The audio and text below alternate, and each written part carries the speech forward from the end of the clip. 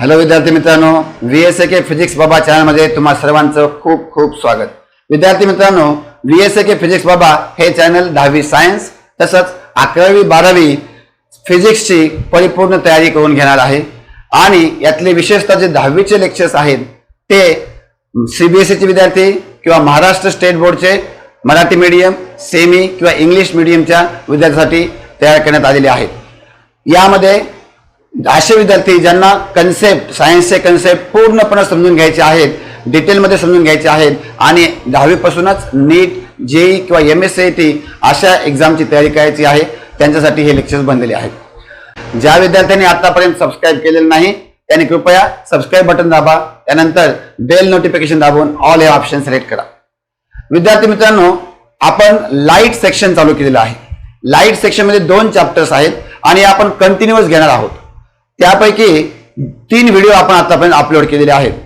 Last व्हिडिओमध्ये आपण रे diagram कशी बनवायची त्याबद्दल डिटेल्ड माहिती घेतलेली आहे.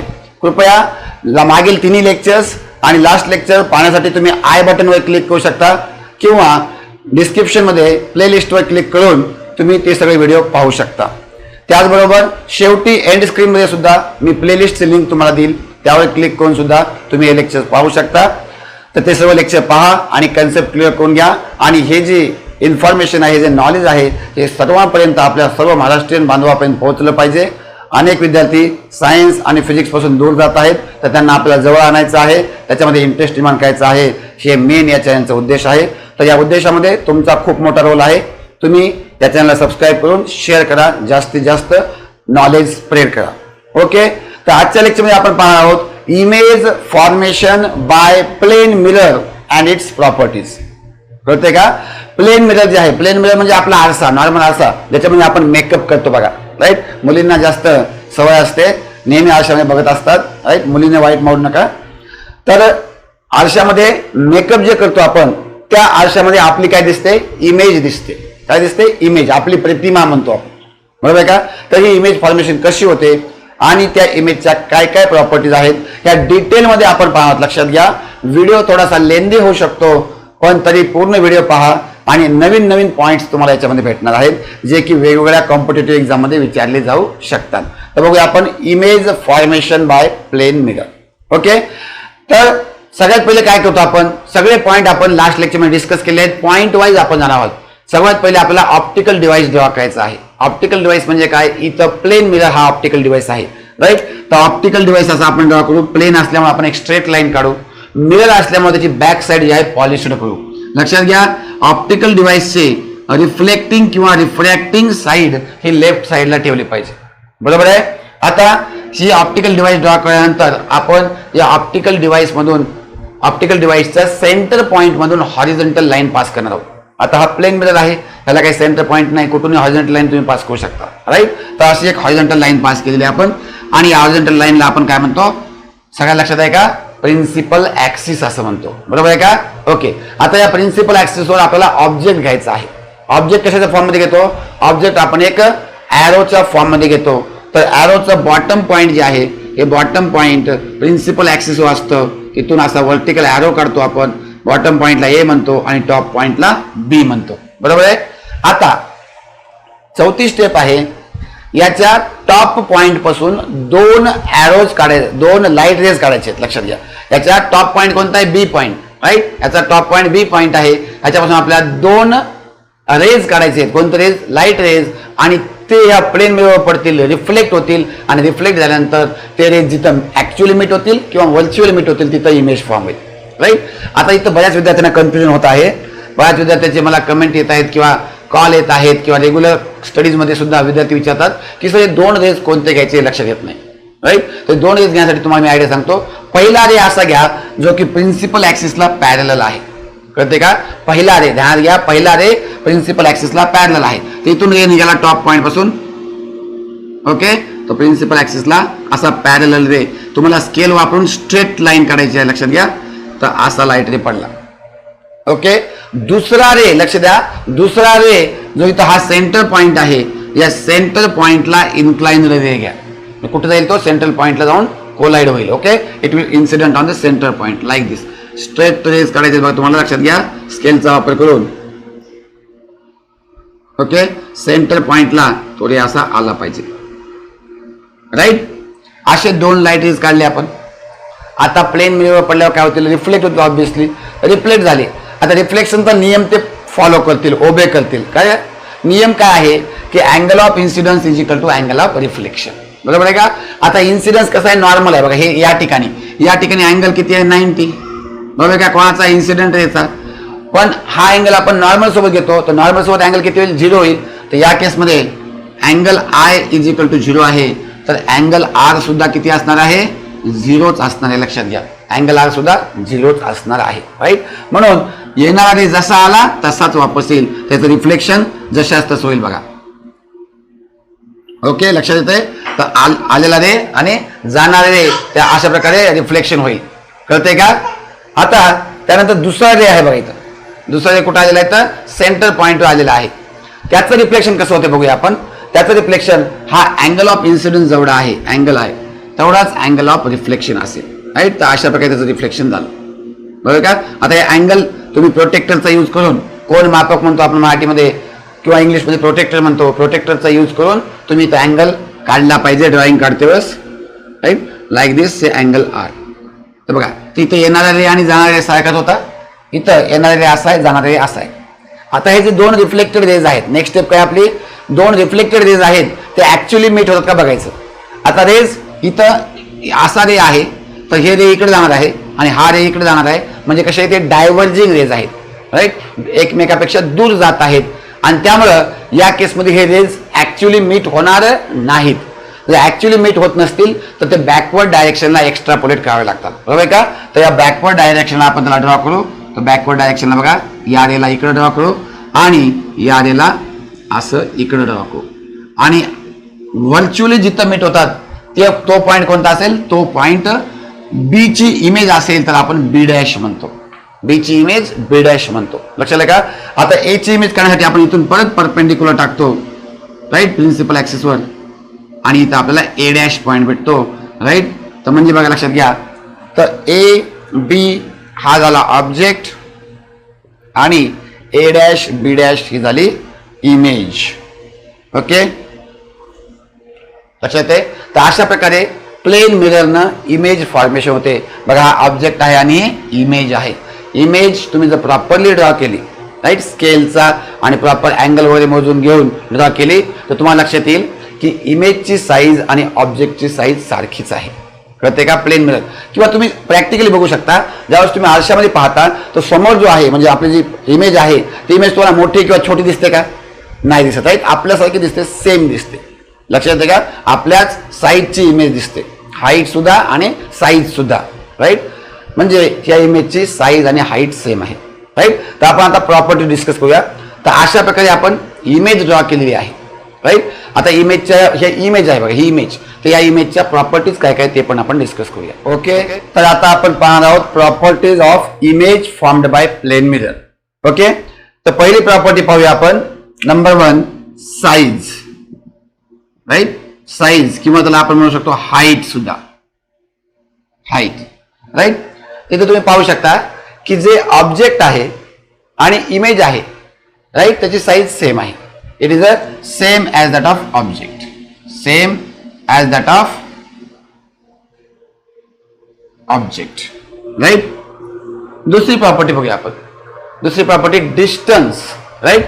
तुम्ही पाहू शकता की ऑब्जेक्टचं मिरर पासूनचं डिस्टन्स आणि इमेजचं मिरर पासूनचं डिस्टन्स सेम आहे, राईट. डायग्राम मध्ये तुम्हाला प्रॉपर दिसत नसेल मे बी, पण जर तुम्ही प्रॉपरली डायग्राम काढली, स्केल आणि पूर्ण अँगल वगैरे व्यवस्थित काढले तर तुम्हाला तसं, राईट, तर तुम्हाला तसं लक्षात येईल की ऑब्जेक्टचं डिस्टन्स फ्रॉम मिरर आणि इमेजचं डिस्टन्स फ्रॉम मिरर सेम आहे. किंवा प्रॅक्टिकली सुद्धा तुम्ही ज्यावेळेस पाहता त्यावेळेस तुम्हाला असं वाटते का की ऑब्जेक्ट जवळ आहे, नाही, तेवढ्याच डिस्टन्स आहे. जेवढ्या दूर मिरर आहे तेवढ्या डिस्टन्सवर, राईट, इमेज सुद्धा मिरर पासून तेवढ्याच दूर आहे, राईट. हे तुम्ही प्रॅक्टिकली पाहू शकता. So distance of object from mirror equal to, इथं घ्यायचा इमेज घ्या, distance of image from mirror equal to distance of object from mirror. Okay, दोघांचे डिस्टन्स सेम आहे, हाईट सेम आहे, डिस्टन्स सेम आहे. आता बघा इमेज कुठं आहे. आपल्याला असं वाटत आहे की इमेज बिहाइंड द मिरर आहे असं वाटत आहे म्हणतो मी तुम्हाला. ऍक्च्युली तुम्ही बघितलं तर आरशाच्या मागे कोणी असतं का? जर आपण आरशाने पाहतो आपल्याला वाटतं की आरशाच्या मागे कोणीतरी आहे म्हणजे आपली इमेज आहे. ऍक्च्युली आरशाच्या मागे कोणी असतं का? आणि जर आरशाच्या मागे कोणी असेल तर तुम्ही तिथे थांबताल का? नाही, शक्य नाही. राईट. म्हणजे ही जी इमेज आहे ही इमेज व्हर्च्युअल आहे. कशी आहे? व्हर्च्युअल म्हणजे इमॅजिनरी आहे. राईट. ऍक्च्युअल नाहीये. ऍक्च्युअलच्या अपोजिट काय? व्हर्च्युअल. राईट. आणि बिहाइंड द मिरर आहे. बिहाइंड द मिरर आहे. थोडं लक्षात घ्या. इमेज जर रेजच्या ऍक्च्युअल क्रॉसिंगमुळे होत असेल किंवा ती इमेज स्क्रीनवर घेता येत असेल तर ती ऍक्च्युअल असते, रिअल असते. ऍक्च्युअलला दुसरा शब्द काय आहे? रिअल. राईट. आणि जर इमेज ही स्क्रीनवर घेता येत नाही किंवा रेजच्या ऍक्च्युअल क्रॉसिंग होत नाही तिथे आपण एक्स्ट्रापोलेट करतो रेजला बॅकवर्ड डायरेक्शनला, तर त्यावेळेस ती इमेज कशी असते? व्हर्च्युअल इमेज असते. या केसमध्ये तेच होत आहे. राईट. रेज एक्स्ट्रापोलेट केले आपण, एक्सटेंड केले बॅक साईडला किंवा कन्स्ट्रक्ट केले म्हणू शकतो आपण, आणि मग इमेज फॉर्म झाली म्हणजे इमेज व्हर्च्युअल आहे, बिहाइंड द मिरर आहे. आता लक्षात घ्या. परत ऑब्जेक्ट जसा आहे तशीच इमेज आहे. राईट. म्हणजे ही इमेज इरेक्ट किंवा अपराईट आहे. इमेज कशी आहे? Erect or upright. जर ऑब्जेक्ट असा उभा असेल आणि इमेज इन्व्हर्टेड असेल त्यावेळेस आपण इन्व्हर्टेड म्हणतो इमेजला. राईट. पण इथं ऑब्जेक्ट आणि इमेज सारख्याच डायरेक्शनला आहेत तर आपण इरेक्ट किंवा अपराईट इमेज म्हणतो. Erect or upright. आणि त्यात घ्या व्हर्च्युअल आणि इरेक्टची जोडी तुम्हाला पाठ काय सांगितली तुम्ही लास्ट लेक्चर पहा. तुम्ही आय लिंक मध्ये देतो किंवा प्लेलिस्टमध्ये देतो किंवा तुम्ही युट्यूबवर सर्च सुद्धा करू शकता. VSAK फिजिक्स बाबा how to draw ray diagram. Right. तर म्हणजे तुम्हाला दोन जोड्या पाठ काय सांगितले तुम्ही लास्ट लेक्चरमध्ये. एक व्हर्च्युअल जी आहे, व्हर्च्युअल जी आहे ती ऑलवेज इरेक्ट असते. Virtual image is always erect. आणि real inverted, real image always inverted. Okay. 4 property कळल्या आहेत. ओके. इमेज फॉर्म्ड बाय प्लेन मिररची 5वी प्रॉपर्टी पाहूया. तर 5वी प्रॉपर्टी बघा, लॅटरली इन्व्हर्टेड.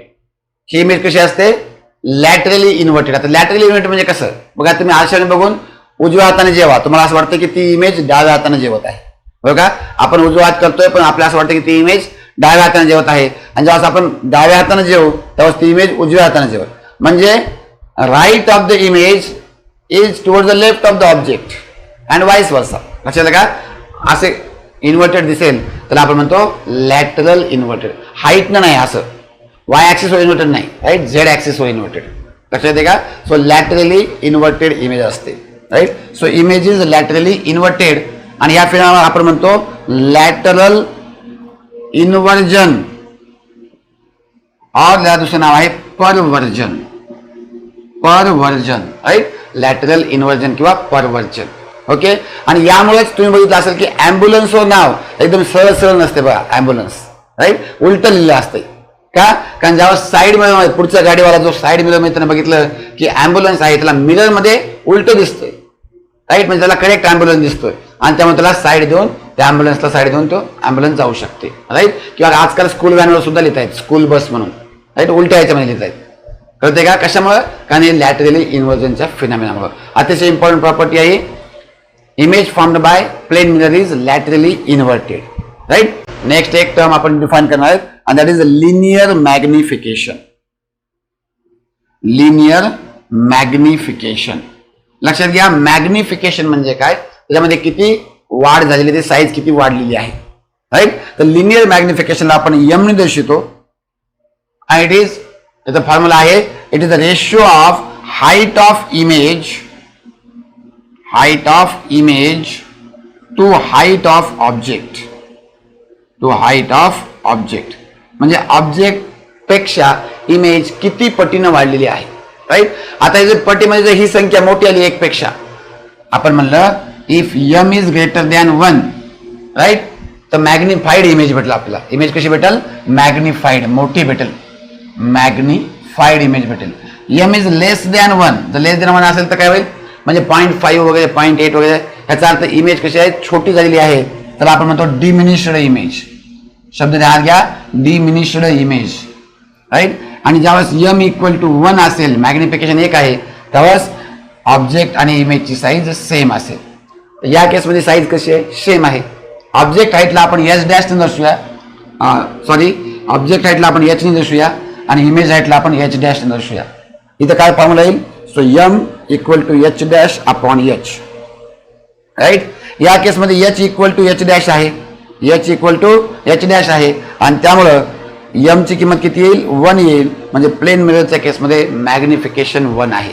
तुम्हाला गिव रिझन मध्ये सुद्धा विचारू शकतात, why the magnification in case of plane mirror is 1, right. का आहे, कारण इमेजची हाईट आणि ऑब्जेक्टची हाईट सेम आहे. मॅग्निफिकेशनचा फॉर्म्युला लिहायचा एच अपॉन एच 1, राईट. तर हे झाली तुमची 6वी प्रॉपर्टी. कळते का. 7वी प्रॉपर्टी बघूया आपण. बघा, थोडंसं इमॅजिनेशन करता आलं पाहिजे तुम्हाला आणि समजून घ्यायचा प्रयत्न करा. ओके, आता काय केलं आपण, समजा असा प्लेन मिरर आहे, लक्षात घ्या हा प्लेन मिरर आहे, हॉरिझॉन्टल डायरेक्शन करतोय आपण.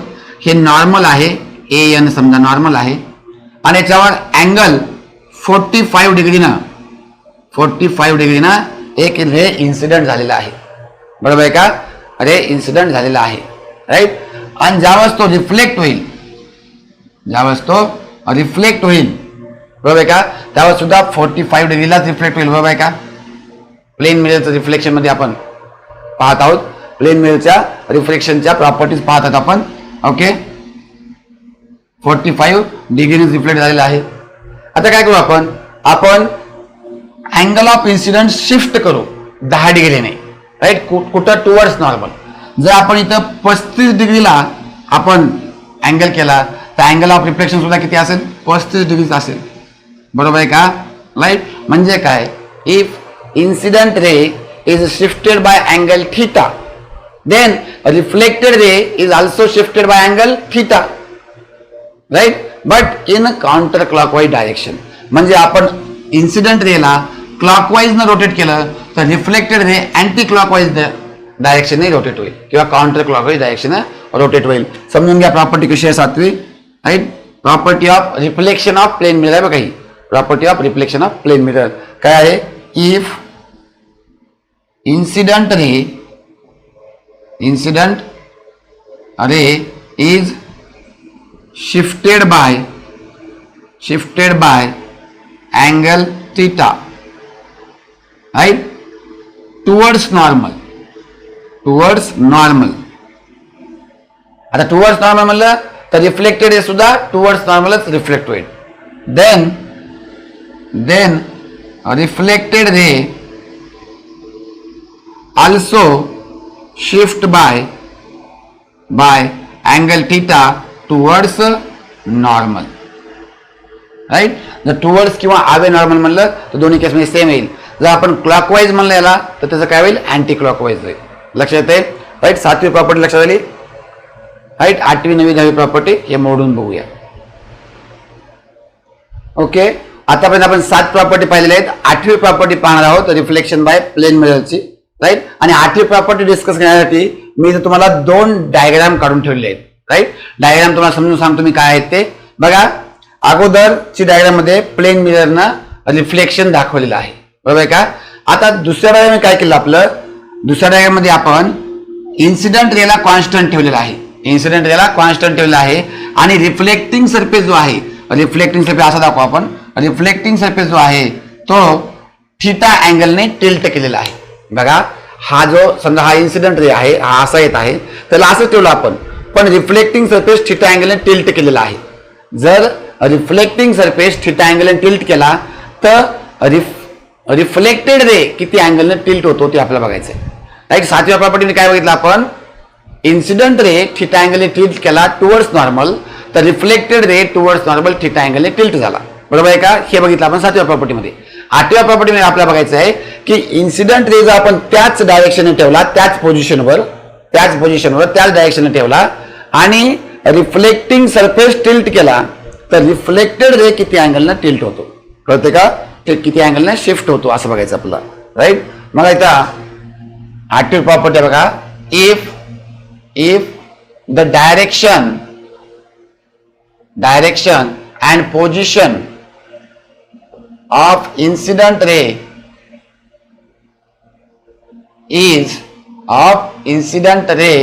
is kept constant. त्याला कॉन्स्टंट ठेवलं, राईट. डायरेक्शन आणि पोझिशन कॉन्स्टंट ठेवली. अँड रिफ्लेक्टिंग सरफेस इथं कोणता आहे? Plane mirror is tilted by angle theta. बघा आता इथे केलेलं आहे आपण. तर हे एक्स वाय जो आहे ओरिजिनल रिफ्लेक्टिंग सरफेस आहे आणि एक्स डॅश वाय डॅश ही त्याची टिल्टेड पोझिशन आहे. किती अँगल ना? Theta angle. बघा हे रिफ्लेक्टिंग सरफेस आहे आणि याचा नॉर्मल आहे. ओके. आता रिफ्लेक्टिंग सरफेस जर आपण थीटा अँगल टिल्ट केला त्याचा नॉर्मल सुद्धा बघा लक्षात घ्या. थीटा अँगल टिल्ट केला तर नॉर्मल सुद्धा थीटा अँगल टिल्ट होत आहे. तर बघा तुम्ही पहिला नॉर्मल हा AN होता, आताचा नॉर्मल हा AN डॅश आहे. तर तो सुद्धा angle theta is equal to 10 डिग्रीनं शिफ्ट झालेला आहे. बरोबर आहे का? आता 10 डिग्रीला शिफ्ट झाल्यामुळे काय झालं? हा जो अँगल पहिला आपण 45 घेतला होता, थीटा 10 घेतला होता, तर अँगल ऑफ इन्सिडन्स काय झाला? राईट. सो अँगल आय आपण म्हणू angle I dash is equal to angle I minus theta. कळते का? कारण नॉर्मल सुद्धा शिफ्ट झालेला आहे थीटा डिग्रीने, राईट. तर अँगल आता नवीन आय डॅश अँगल जो आहे तो किती असेल? Angle I minus theta. तर अँगल आय किती होता? 45 होता, थीटा किती? 10 आहे, तर झाला 35 डिग्री. इथपर्यंत कळतंय, राईट. आता रिफ्लेक्टेड रे हा नवीन नॉर्मलला रिफ्लेक्टेड रे कसा पाहिजे? 35 डिग्री अँगल केला पाहिजे ना. कळते का? ते 35 डिग्री नवीन नॉर्मल सोबत त्यानं काय केला? 35 डिग्री अँगल केला, राईट. म्हणजेच पहिल्या नॉर्मल सोबत किती अँगल केला? तर हे 10 मायनस करावा लागेल, 25 डिग्री अँगल केला. बरोबर का? ओरिजिनल जेव्हा हॉरिझॉन्टल सरफेस होता त्याच्यासोबत किती केला? 25 डिग्री केला. म्हणजे किती? अगोदर ओरिजिनल नॉर्मल सोबत त्यानं 45 डिग्री अँगल केला होता. बरोबर का? ही बघा ओरिजिनल पोझिशन त्याची 45 डिग्री अँगल होता. पण आता नवीन नॉर्मल सोबत त्यानं 35 डिग्री करण्यासाठी पण ओरिजिनल नॉर्मल सोबत किती केला? 25 डिग्री केला. म्हणजे किती ना? हे बघा 10 डिग्री आणि आणखी 10 डिग्री शिफ्ट झाला तो, म्हणजे तो 2 थीटाने शिफ्ट झाला. कळते का?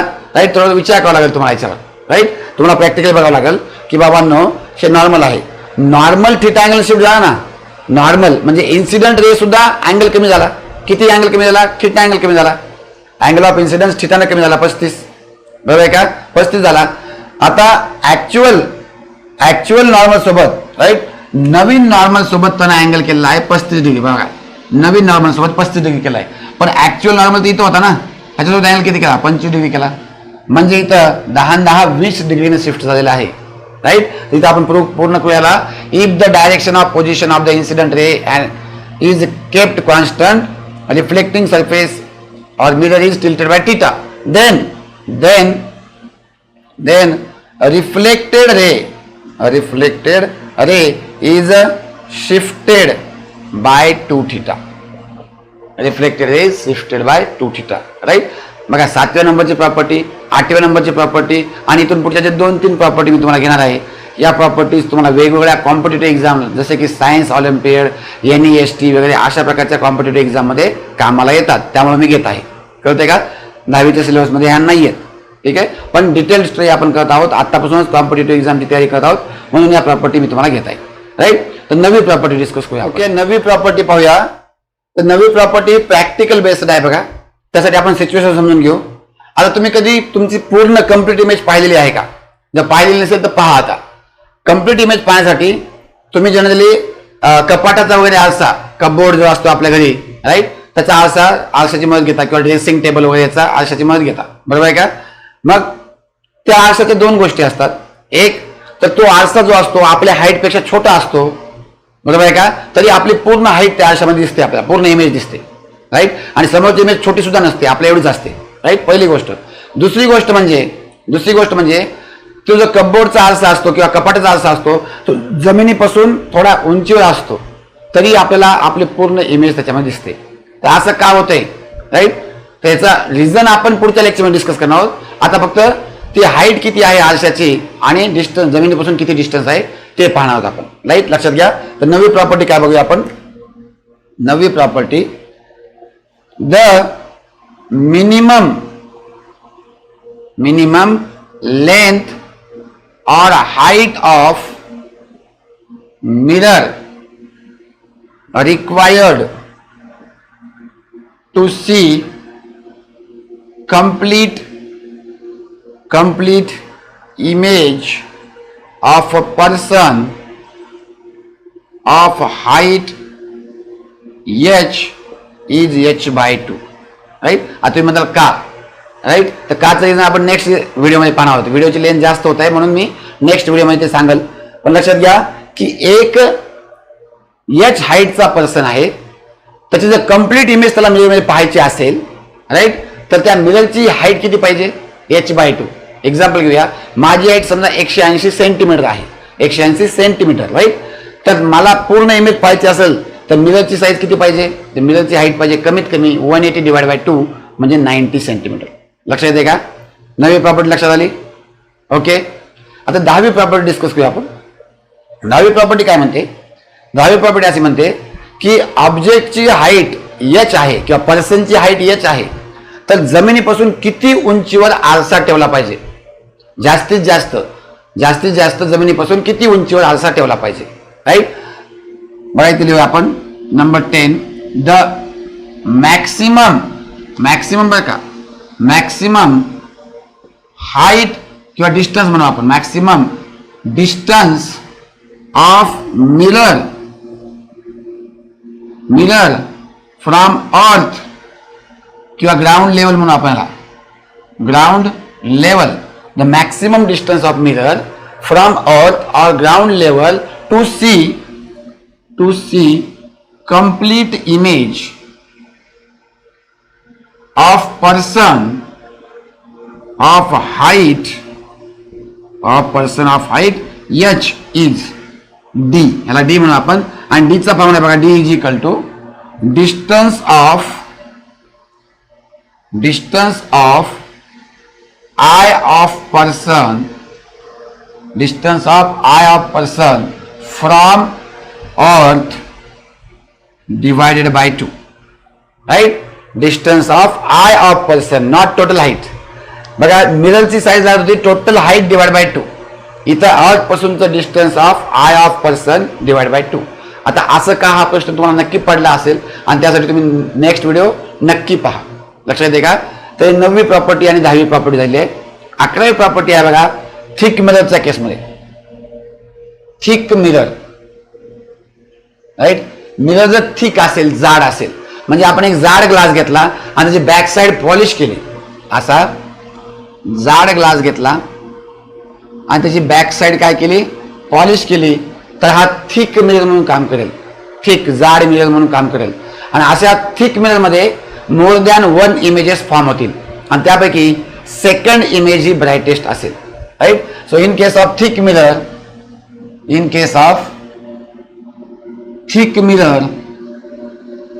the second image is brightest,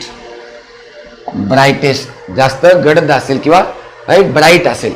okay. तर जाड मिरर आहे, त्या जाड मिरर मध्ये मेनी इमेजेस फॉर्म होतील, out of which second image is brightest. लक्षात आलं का. तर अशा प्रकारे आपण image formed by plane mirror किंवा रिफ्लेक्शन बाय प्लेन मिरर च्या प्रॉपर्टीज डिस्कस केलेल्या आहेत. 11 प्रॉपर्टी आपण टोटल डिस्कस केल्या आहेत. त्यापैकी शेवटचे, राईट, 9वी 10वी आणि 11वी प्रॉपर्टीचं रिझन मी सांगितलं आहे तुम्हाला या व्हिडिओमध्ये, तर ते तुम्हाला नेक्स्ट व्हिडिओमध्ये रिझन भेटेल. तर नेक्स्ट व्हिडिओ पूर्ण पहा. विद्यार्थी मित्र, तुम्हाला जे असे व्हिडिओ आवडत असतील, टीचिंग मेथड आवडत असेल, तर व्हिडिओला लाईक करा, जास्तीत जास्त लाईक आणि जास्तीत जास्त कमेंट जर असतील तर आम्हाला जास्त चांगला व्हिडिओ बनवायचा प्रोत्साहन येतो, राईट. प्रोत्साहन आपल्याला भेटेल. स्पीकर वाजत आहे, ठीक आहे. आता वेळ आलेली आहे चॅनलला सबस्क्राईब करायची. ज्या विद्यार्थ्यांनी सबस्क्राईब केलं नाही त्यांनी सबस्क्राईब करा, बेल नोटिफिकेशन दाबून ऑल या ऑप्शन सिलेक्ट करा आणि तुम्हाला स्क्रीनवर आता, राईट, प्लेलिस्ट भेटेल या व्हिडिओची, या चॅप्टरच्या व्हिडिओची पूर्ण प्लेलिस्ट भेटेल. त्याच्यावर क्लिक करा आणि याचे पूर्ण व्हिडिओ तुम्ही पाहू शकता, ठीक आहे. भेटूया आपण नेक्स्ट लेक्चरमध्ये या 3 प्रॉपर्टीचं रिझन घेऊ, ठीक आहे.